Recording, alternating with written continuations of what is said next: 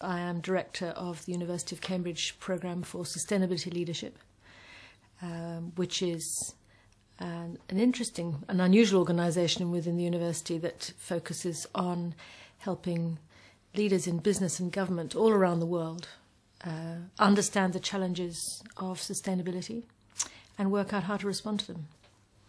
Our climate leadership programme has been a really important programme for us because it's helped in bringing together senior practitioners from business and the policy community to look at the practical challenges and the solutions that we can bring to bear in addressing climate change within the corporate and policy community.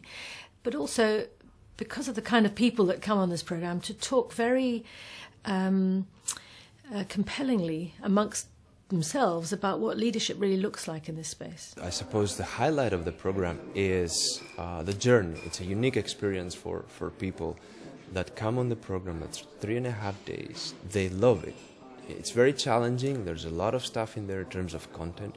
We have world-class speakers and a great faculty that do this, but it's designed in such a way that people love it. We have interactive games and iPads and climate change games, and I'm very, very excited when I see people 11 o'clock at night staying up late debating whether solar panels from Africa is the right way to source energy, and it is something that stays with them forever.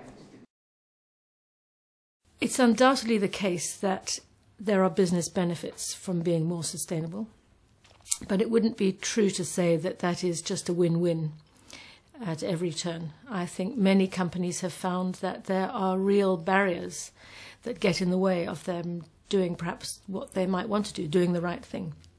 Sometimes that's because it doesn't always increase their access to capital, and that's partly because the investment community don't always appreciate what the companies are trying to do.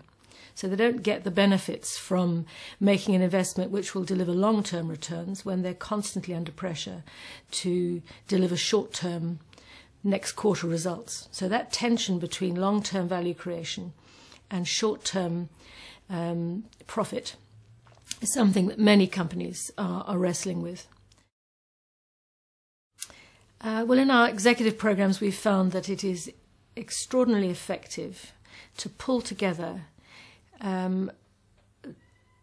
data and evidence about the trends, what the trends are showing us. So we would always start most of our programs with a really broad look at what's going on in these big social and ecological systems that are telling us that all is not well. So we will talk about what's happening in societies around the world in terms of employment, in terms of well-being, whether you're looking at young people or women or communities who are effectively being put under intense pressure by more developed economies for whom their land simply is seen as a natural resource rather than where these people make a living. So we will spend a lot of time looking at what is happening in society and to societies around the world. Then we'll take an equal and actually sometimes more disturbing look at what's going on in the natural world.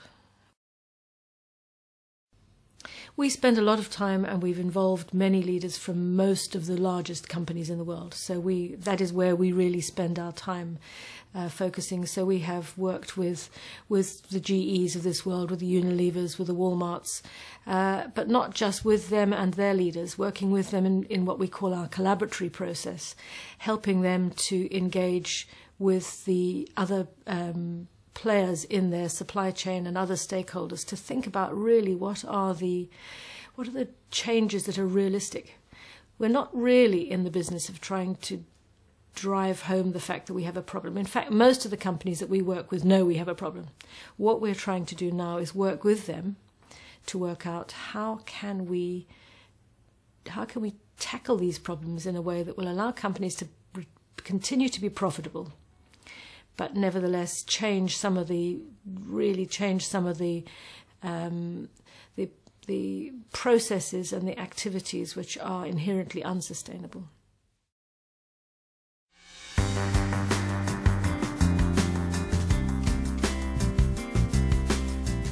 I came to the course, quite honestly, to just learn a little bit more, get the latest on climate change and the science, but really to learn more about best practices that we can take back to our company. The most important thing that I take is that we are not alone. I mean, all the companies that are here or the institution here have the same challenges as we have. Fundamentally, for me, I really wanted to get a feeling of networking and bonding with other organisations across the globe. I found a lot of things that we are doing in common, and however I have also found a lot of things that we are doing differently, and during this course we have enough time to discuss on why we are doing things in common and why we are doing things differently. It's a great opportunity to network with a number of other both leaders and academics who are trying to drive this agenda forward, both within companies and across society, and to share experiences and bounce ideas around with them has been a really rewarding experience.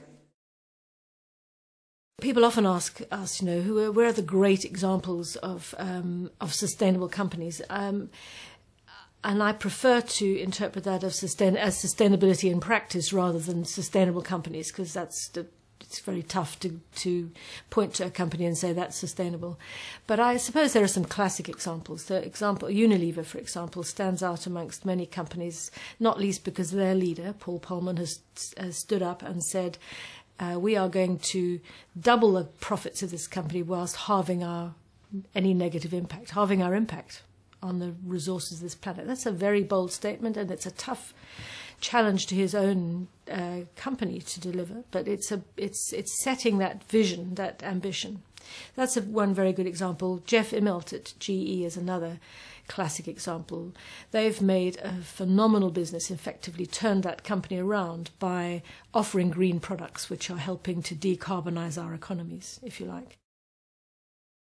I think there's a big difference between individual action, which is very important, and the role that companies can play, because the reality is that companies can help to scale up those individual actions, either because of the way they engage with their consumers or simply because they are providing products and services which allow individuals to live in a more environmentally friendly way without it costing them huge amounts more. So companies can take us to scale at speed, which is where individuals find it very much more difficult. And of course we know as individuals that we are compromised all the time through our actions. I fly all the time. I fly to do my job, which is to try and help people live more sustainably. So I understand, and we know that there are sort of paradoxes locked up in this. So you have these uncomfortable and uneasy trade-offs that you have to make.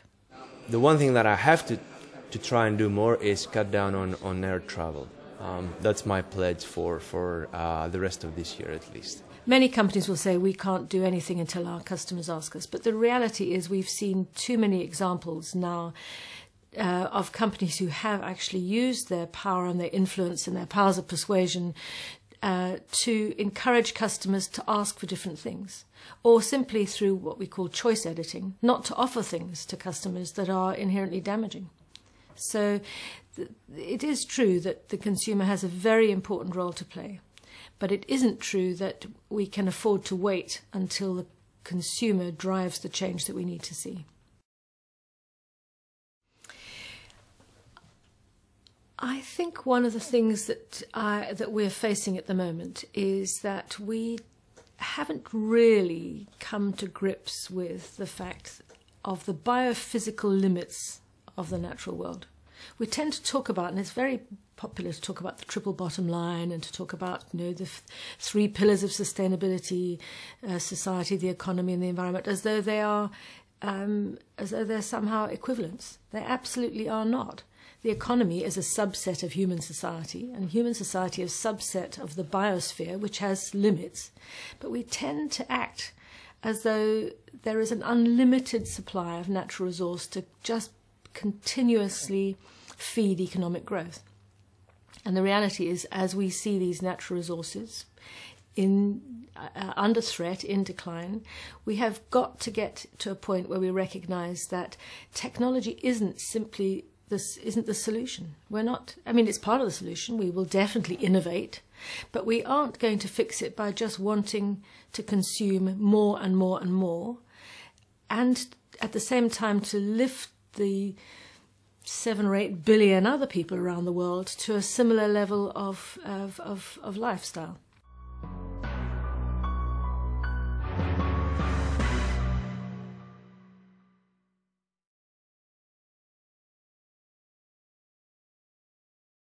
If all the big companies are sustainable, then to be competitive, a company will have to be sustainable. But that's an interesting question. If you're a company, how are you competitive if you're sustainable? Because sustainability comes at a price. Yes. Or does it have to come at a price? What do you mean? Well, I wonder if sustainability becomes more and more important. So more companies will be sustainable, so it will get cheaper, maybe? Because everyone's having to find better ways to become sustainable. Some shareholders and some stakeholders are valuing it. And I agree with you. I think the trend is going that way. And I think it's going to be one of the things that we'll look at in the future. And shareholders will demand sustainability? Well, by shareholders and consumers, by their choices. So, for example, when you go to the supermarket and you see the washing liquid and the ecological washing liquid, the day that we start buying the ecological one, then that's a big message to the companies. So I hope that continues, that trend. Yeah, consumers and shareholders saying to the company, you have to be sustainable.